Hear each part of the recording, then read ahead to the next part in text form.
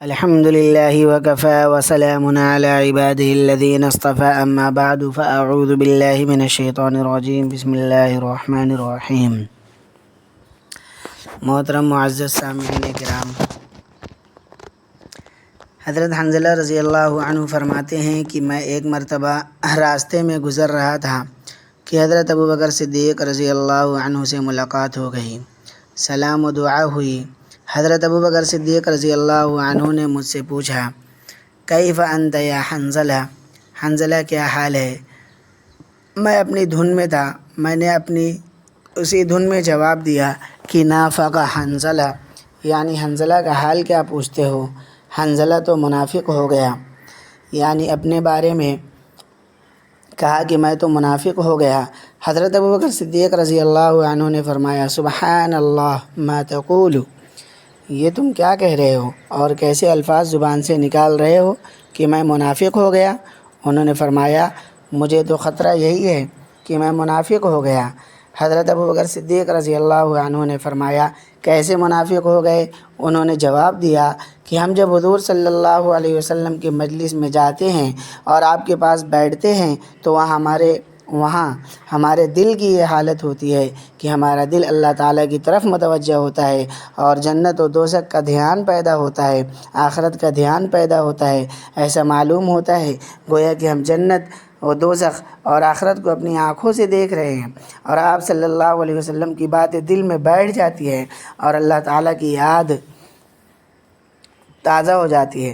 لیکن جب حضور صلی اللہ علیہ وسلم کی مجلس سے اٹھ کر گھر آ جاتے ہیں اور اپنے بیوی بچوں سے ملتے ہیں اور اپنے کاروبار میں لگ جاتے ہیں اور جب اپنی زمینوں پر جاتے ہیں تو وہ کیفیت جو دل پر طاری ہوئی تھی وہ کیفیت ختم ہو جاتی ہے۔ یہ نفاق ہو گیا کہ حضور صلی اللہ علیہ وسلم کی مجلس میں بیٹھے ہیں تو آخرت کی فکر لگی ہوئی ہے، اور جب باہر نکلے تو دنیا کی فکر لگ گئی۔ یہ تو نفاق کا عمل ہے، لہٰذا میں تو منافق ہو گیا۔ آپ صحابہ کرام رضی اللہ عنہم کے مقام کا اندازہ لگائیے کہ ان سے کوئی عمل نہیں چھوٹا، نہ کوئی نماز چھوٹی، نہ روزہ چھوٹا، نہ کوئی گناہ کا عمل کیا، ان میں سے کچھ نہیں ہوا، سب اعمال اپنی جگہ پر جاری ہے۔ صرف اتنی بات ہے کہ دل کی کیفیت جو آپ صلی اللہ علیہ وسلم کی مجلس میں ہوتی ہے وہ کیفیت باہر نکل کر باقی نہیں رہتی، تو اس پر ان کو فکر لگ گئی کہ میں منافق ہو گیا، یعنی ان کو یہ فکر ہوئی کہ میں منافق تو نہیں ہو گیا۔ ہمارا حال یہ ہے کہ ہمارے اعمال چھوٹ جائے، ہماری نمازیں قضا ہو جائے، جماعت نکل جائے، گناہ ہو جائے، تو بھی ہم نیک کے نیک ہیں اور متقی کے متقی ہیں، کوئی فکر نہیں، کوئی دھیان نہیں۔ صحابہ کرام کا یہ حال تھا کہ عمل تو درکنار، صرف دل کی کیفیت میں ذرا سی تبدیلی محسوس ہوئی تو اس پر فکر لگ گئی کہ میں منافق تو نہیں ہو گیا۔ اب کہا تو حضور صدیق اکبر رضی اللہ عنہ ان پر حیران ہو رہے تھے کہ تم یہ کیا بات کہہ رہے ہو۔ لیکن جب حضرت حنظلہ رضی اللہ عنہ سے یہ باتیں سنی تو خود حضرت صدیق اکبر رضی اللہ عنہ کو اپنی فکر لگ گئی اور فرمایا کہ تم یہ جو اپنی کیفیت بیان کر رہے ہو یہ بات خود میرے ساتھ بھی پیش آتی ہے۔ میں بھی جب حضور صلی اللہ علیہ وسلم کی خدمت میں جاتا ہوں تو میرے دل کا حال اور ہوتا ہے اور آخرت آنکھوں کے سامنے نظر آتی ہے، اور جب وہاں سے باہر آتا ہوں تو وہ کیفیت باقی نہیں رہتی۔ تو چلو دونوں مل کر آپ کی خدمت میں جاتے ہیں اور آپ سے پوچھتے ہیں ہماری یہ حالت کیسی ہے۔ چنانچہ دونوں حضرات حضور صلی اللہ علیہ وسلم سے ملاقات کے لیے چل پڑے۔ جب دونوں حضرات آپ صلی اللہ علیہ وسلم کی خدمت اقدس میں پہنچے تو داخل ہوتے ہی حضرت حنظلہ رضی اللہ عنہ نے فرمایا، نافق حنظلہ یا رسول اللہ، یا رسول اللہ حنظلہ تو منافق ہو گیا۔ آپ نے پوچھا کہ کیسے منافق ہو گیا؟ تو حضرت حنظلہ رضی اللہ عنہ نے فرمایا، یا رسول اللہ جب ہم آپ کے پاس آتے ہیں تو ہمارے دل کی کیفیت کچھ اور ہوتی ہے، اللہ تعالیٰ کا دھیان اور تصور ہوتا ہے، آخرت کی فکر ہوتی ہے، جنت اور دوزخ ہمارے سامنے ہوتے ہیں، لیکن جب گھر میں جاتے ہیں اور بیوی بچوں سے ملتے ہیں اور اپنے دنیاوی کام دھندوں میں مشغول ہوتے ہیں تو اکثر باتیں بھول جاتے ہیں۔ جب حضور صلی اللہ علیہ وسلم نے حضرت حنظلہ رضی اللہ عنہ کی یہ بات سنی تو آپ نے فرمایا قسم اس ذات کی جس کے ہاتھ میں میری جان ہے، یعنی اللہ جل شانہ، اگر تم ہمیشہ ایک ہی حالت میں رہو، یعنی جس حالت میں تم میری مجلس میں ہوتے ہو، اگر ہمیشہ اسی حالت اور اسی کیفیت پر رہو اور ہر وقت تمہیں اللہ تعالیٰ کا دھیان اسی طرح رہے جیسے میری مجلس میں ہوتے ہو، تو اللہ تعالیٰ کے فرشتے تم سے بستروں پر آ کے مصافحہ کرے اور تم سے راستوں میں مصافحہ کرے۔ لیکن اے حنظلہ، یہ وقت کی بات ہے، یہ وقت کی بات ہے، یہ نفاق کی بات نہیں کہ کسی وقت ایک کیفیت زیادہ شدت کے ساتھ دل پر طاری ہوتی ہے اور کسی وقت وہ کیفیت باقی نہیں رہتی، لہٰذا اس سے گھبرانے کی بات نہیں، یہ کوئی نفاق کی بات نہیں۔ اس طرح سے حضور اقدس صلی اللہ علیہ وسلم نے ان کو تسلی دی کہ اس سے تمہارا کوئی نقصان نہیں۔ یہ عجیب و غریب حدیث ہے اور اس میں اتنے مضامین پوشیدہ ہے کہ ان سب مضامین کو بیان کرنے کے لیے لمبا وقت درکار ہے۔ چند باتیں اس حدیث میں یاد رکھنے اور سمجھنے کی ہے کہ اللہ تعالی ہم سب کو اس کی فہم عطا فرمائے اور اس حدیث کے مطابق عمل کرنے کی توفیق عطا فرمائے۔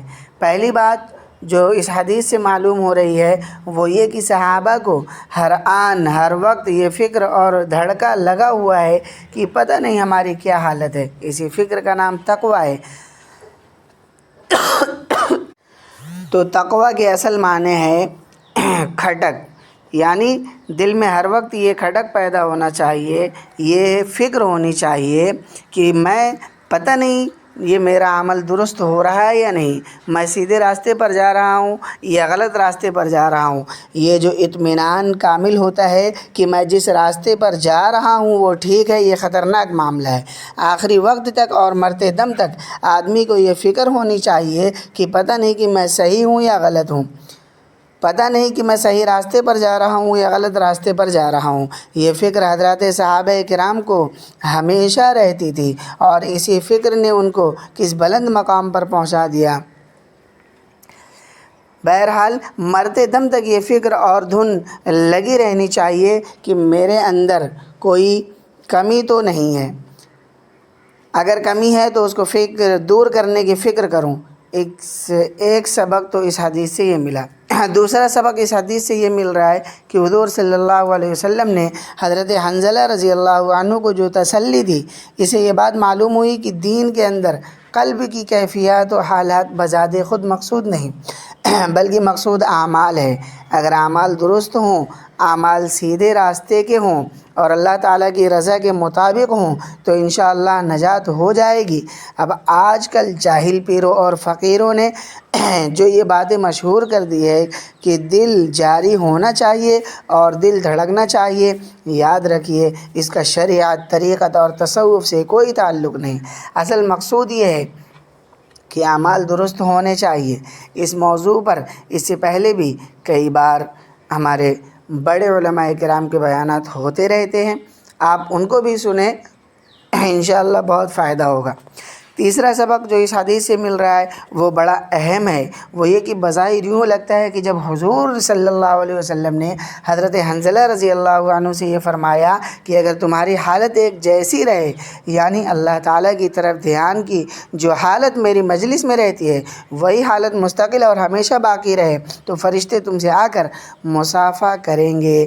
حضور صلی اللہ علیہ وسلم کے اس قول سے بعض لوگوں کو یہ دھوکہ ہو گیا کہ انسان کی کامل حالت وہ ہے جس میں فرشتے اس سے آ کر مصافحہ کریں، یعنی کمال کی بات یہ ہے کہ انسان ہر وقت ہر آن اللہ تعالیٰ کے ذکر اور دھیان میں اس درجہ ڈوبا ہوا، مستغرق اور مدہوش رہے کہ اس شخص کو کسی اور کا دھیان ہی نہ آئے، صرف اللہ تعالیٰ کی طرف دھیان میں مستغرق رہے۔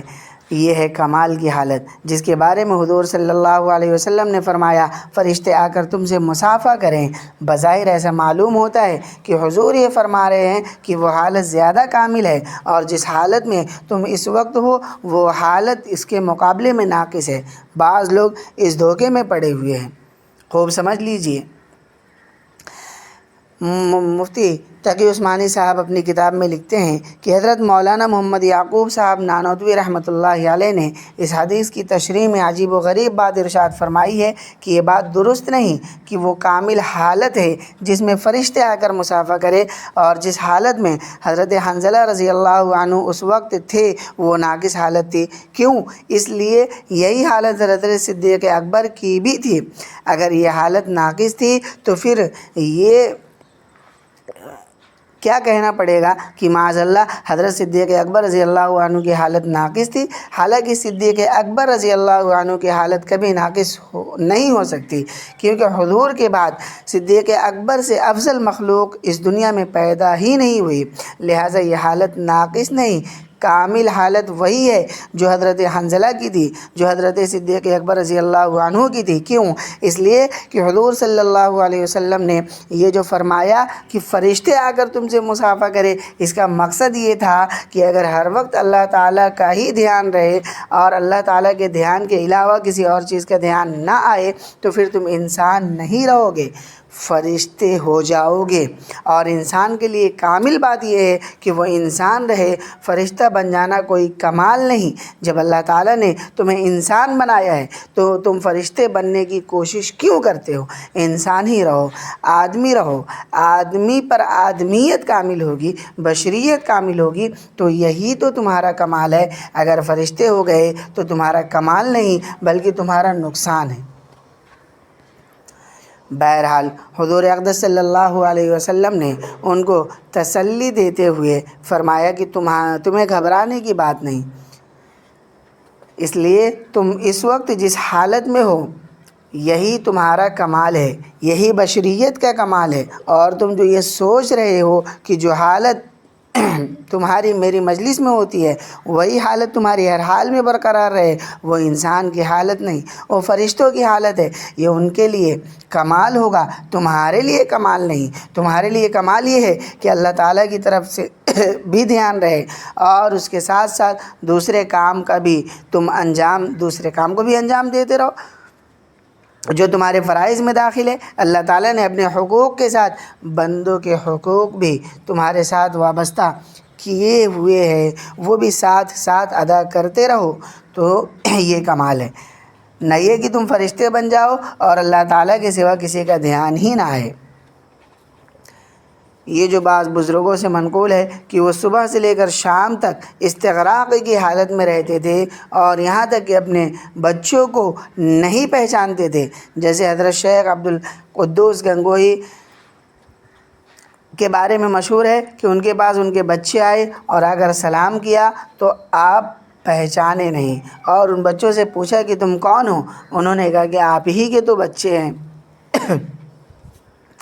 تو اللہ کی یاد میں اس درجہ استغراق کہ اپنے بیٹے کو بھی نہیں پہچان رہے، یہ غلبہ حال کی کیفیت ہے، اور یہ دین کے اندر مقصود نہیں، اور یہ حضرات اپنے غلبہ حال کے اندر معذور ہے، لیکن یہ کیفیت حاصل کرنے کی چیز نہیں، یہ کیفیت تمنا کرنے کی چیز نہیں کہ مجھے یہ کیفیت حاصل ہو جائے۔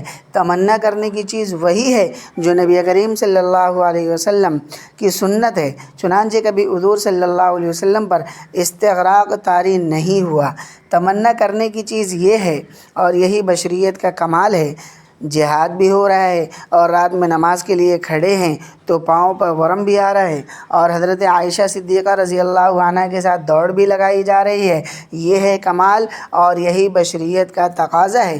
لہذا اس بات کی خواہش نہ کرو کہ جبرائیل بن جاؤں، میکائیل بن جاؤں، اسرافیل بن جاؤں، ارے آدمی بننے کی خواہش کرو کہ آدمی بن جاؤں، اور جب وہ آدمی ہوگا اور بشر ہوگا تو اس کے ساتھ بشریت کے جو تقاضے بھی لگے ہوئے ہوں وہ بھی انجام دے گا۔ البتہ اتنی بات ضرور ہے کہ کام تو سب کرو لیکن اکثر وقت دھیان اللہ تعالیٰ کی طرف ہو، بس یہ ہے مقصود۔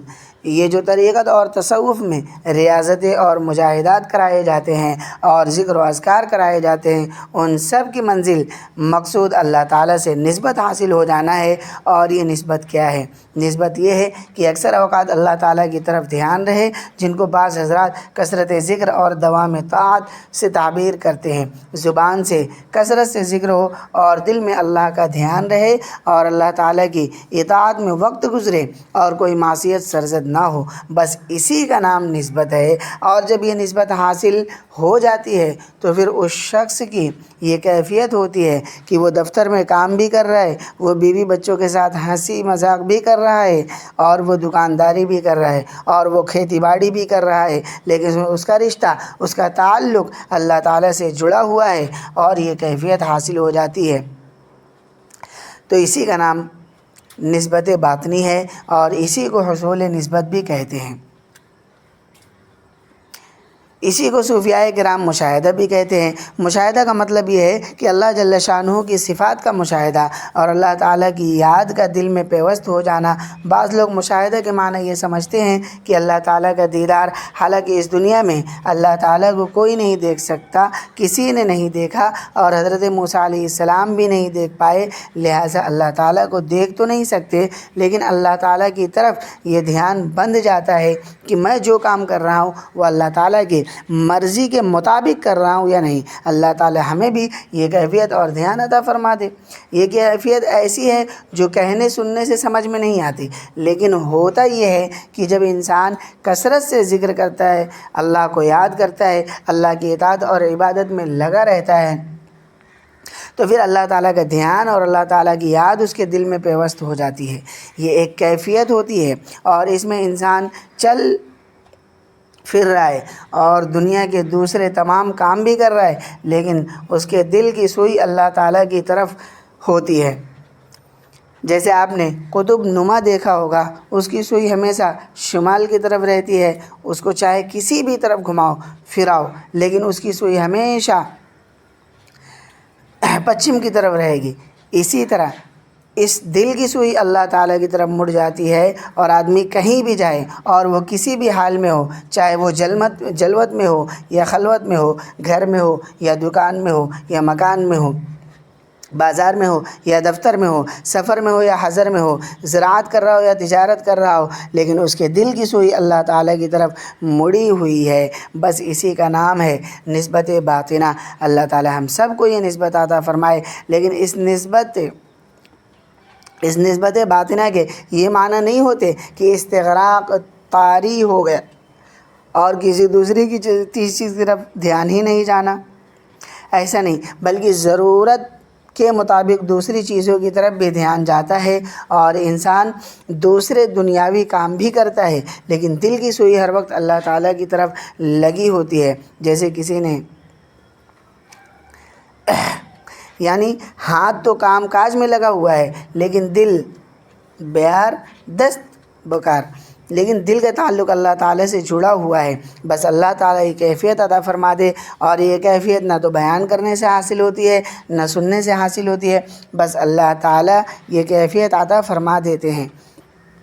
اس کی مثال ایسی ہے جیسے فرض کرے کہ ایک شخص کو شدید قسم کی تشویش لاحق ہے، یا اچانک کوئی غم آ گیا، کوئی پریشانی آ گئی، مثلا بچہ بیمار ہو گیا، اب دن رات اس پریشانی میں مبتلا ہے، لیکن اس پریشانی کے عالم میں کھانا بھی کھا رہا ہے اور دنیا کے دوسرے کام بھی کر رہا ہے، لیکن ذہن اس طرف لگا ہوا ہے کہ بچہ بیمار ہے، یا مثلا کوئی خوشی کی خبر سن لی اور اس کے نتیجے میں اس کو اتنی خوشی ہوئی کہ دل و دماغ پر خوشی چھا گئی، اور اب وہ اس حالت میں کام بھی کر رہا ہے، کھانا بھی کھا رہا ہے، لوگوں سے ملاقات بھی کر رہا ہے، لیکن دل پر خوشی کی کیفیت ہے اور وہ اپنی جگہ پر برقرار ہے۔